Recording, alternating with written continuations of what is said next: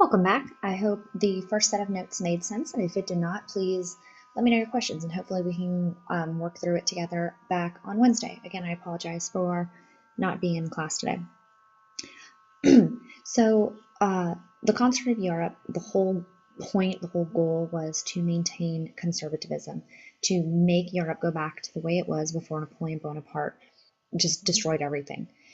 Um, I argued that I think it relatively was successful because from 1815 to about 1848, 1850, it was the status quo.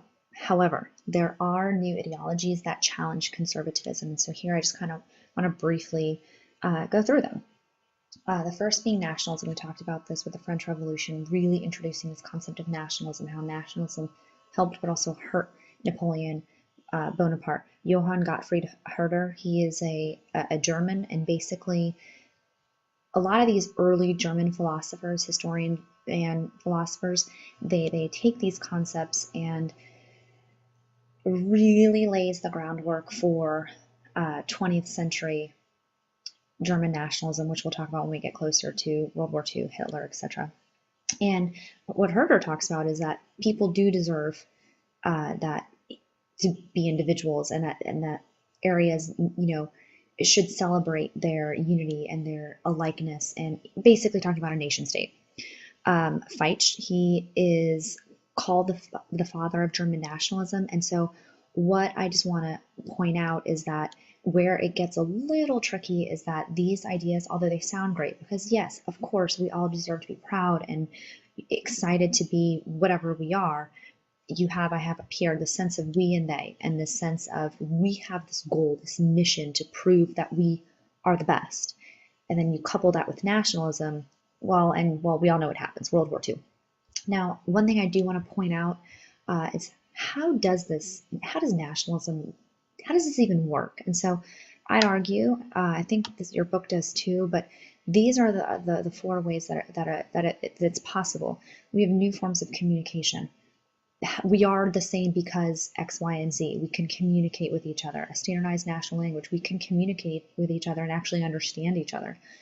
Mass education, we're educated. We can read, we can write. We can argue, I'm better than you because X, Y, and Z. And then, concentrated population, people living in the same area. If everyone is rural, go back to when we first met each other in August, and I told you that, being French didn't mean anything. Being German didn't mean anything. People identified themselves by their village, by their farm, by their dad. And so people having a concentrated population living in the same area and actually being like, yeah, I'm French, yeah, I'm German. All of these really pushed nationalism into being what it is. Liberalism, I want you to try and break what we commonly connect liberals with Democrats today, because it is different. Liberals in the 18th century and 19th century are associated with believers in the Enlightenment. I capitalize liberty and equality. That's what it is. It's cultivating all of the ideas of the Enlightenment that we talked about last chapter. Liberalism is highly associated with the middle class. Last week, I said I'd argue that the 19th century is the golden era of the middle class, with the start of the Industrial Revolution, with the bourgeoisie, with the petite bourgeoisie. This is the golden era, liberals, etc. Radicalism, exactly like it sounds, more likely to use violence. They're not going to stop until they get what they feel is necessary. Unilateralism, this is basically looking at, we're going to do something that pleases the greatest number. So if it's universal voting, it's universal voting. What is the best for the greatest number of people? And then we have the earliest touches of socialism actually existed in France. And there were two types of socialists. And I have here Count Henri de Saint-Simon and Charles Fourier.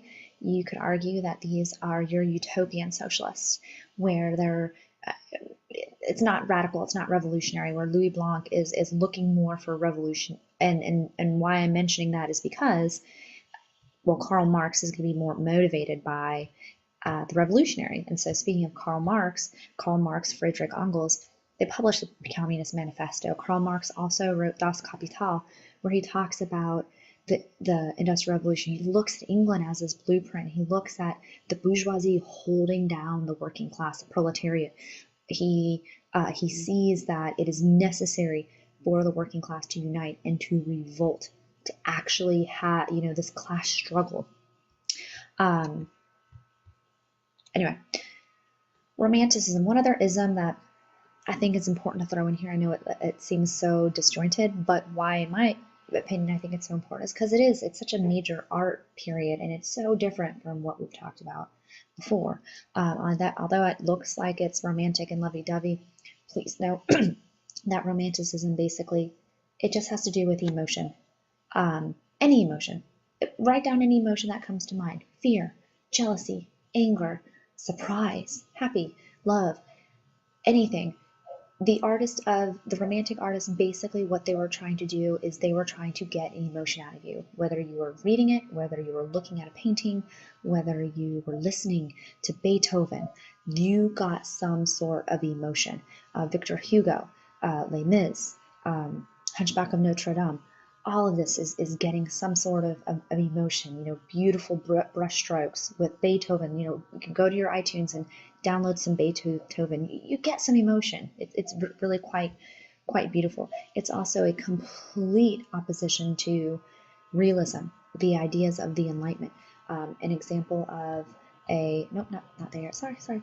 Another example of a romantic writer is Mary Shelley, who wrote Frankenstein. Her mom is Mary Wollstonecraft from the era of the Enlightenment. Again, complete contradictory, opposing to the movement we just talked about. Sorry about that. So what we're going to go into just briefly is we're going to get into the mess of the mid-1800s, starting first with Greece. And in Greece, there was a movement to break Greece away from the Ottoman Empire. So the Ottoman Empire was the Muslim empire that for thousands of years has been in direct competition with the Europeans.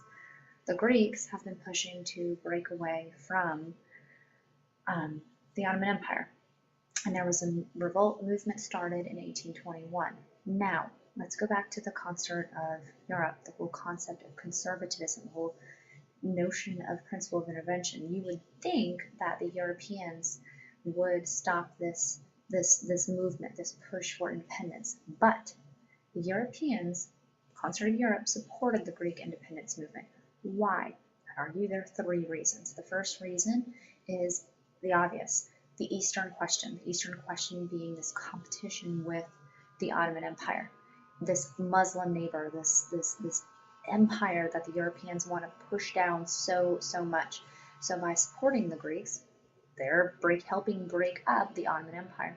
Reason number two, there is this European nature about the Greeks. You have the religion, Eastern Orthodox, very similar to Russian Orthodox.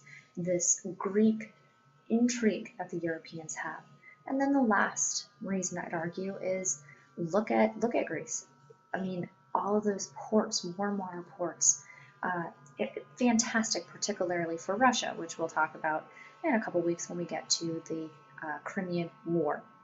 So the Treaty of Adrianople in 1829 basically granted independence for Greece, and Greece automatically becomes this trading partner with the European countries, trading ports, fantastic niche in the Ottoman Empire. And of course, this is going to start the slow roll of the Ottoman Empire falling apart.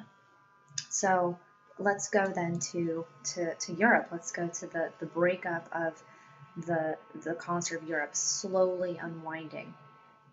So like I said before, the isms that really challenge conservatism is liberalism and nationalism. We're going to start with France. And I have down here, when France sneezes, Europe catches a cold. A lot of historians think that's cute. And I mean, if you think about it, Enlightenment started in France, spread throughout Europe. Same thing that's going to happen here. Basically, at the end of the First French Revolution, King Louis XVIII, brother of King Louis XVI, not democratic, he ruled for 10 years. Very few amount of white, very wealthy men participated in the government very much. I mean, it was a constitutional monarchy, but very much like his brother. When he died, he was childless, and so the throne went to his brother. So in July of 1830, his brother, King Charles X, became the new king. He desired the old ways, much like the old kings, the Bourbon kings. He also invaded Algeria. And if you're wondering, why did he invade Algeria? Well, two reasons. One, Muslim. This whole concept of defeating the Muslims was still exciting and possibly beating the Muslims. And then two, he was hoping that he could bring about nationalism in France. Like, oh, I'm so awesome. I, extended. And he did. He did get some Muslim land. Unfortunately, there was he didn't do much for France, and nothing really changed in France. So there was a revolt, and he ended up abdicating the throne. His cousin Louis Philippe took the throne and in 1830, and he ruled for 18 years. One fun fact is he adopted the flag of the French Revolution, the red, white, blue flag that you know today. And his nickname was the Bourgeoisie King. So I'm sure in your mind you're thinking, that's probably not great. It's not, because he's only catering to the bourgeoisie. You have millions of working class who are very dissatisfied with his job. And then 1848, if you had me as a sophomore, 1848 was a red date because a lot of stuff is going to go down in 1848. And basically, throughout all of Europe, the setting is hot. It is ripe for revolution. There's really no doubt that revolution is going to happen. And the revolution, where does it start? Well, France. In February 22nd, 1848, barricades are set up by working class. There's demand for a new government. If you've seen the movie or the play Les Mis, this is Les Mis. Les Mis is not the first French Revolution. This is the revolution with the barricades, etc. Louis Philippe abdicated the throne, and a new government, temporary government, provisional government was established, and they drafted France's Second Republic. And basically what they gave was no voting, no slavery, no death penalty, 10-hour workday in Paris, fantastic things, but still a big economic depression. They attempted to set up national workshops to help the unemployed. These didn't really help anybody. Like, they didn't give money, they didn't give food. It just really didn't help anyone. Alexis de Tocqueville, really, really important guy. I want you to take a moment here. I want you to figure out why he's kind of such a big deal. I mean, 2 minutes max, and then we'll talk about him on Wednesday. Basically, I just want to finish this up really quickly. What's left in Paris is this clash of socialism, liberalism, capitalism, all these things coming together, wealthy, poor, middle class, and we end up in another spontaneous uprising.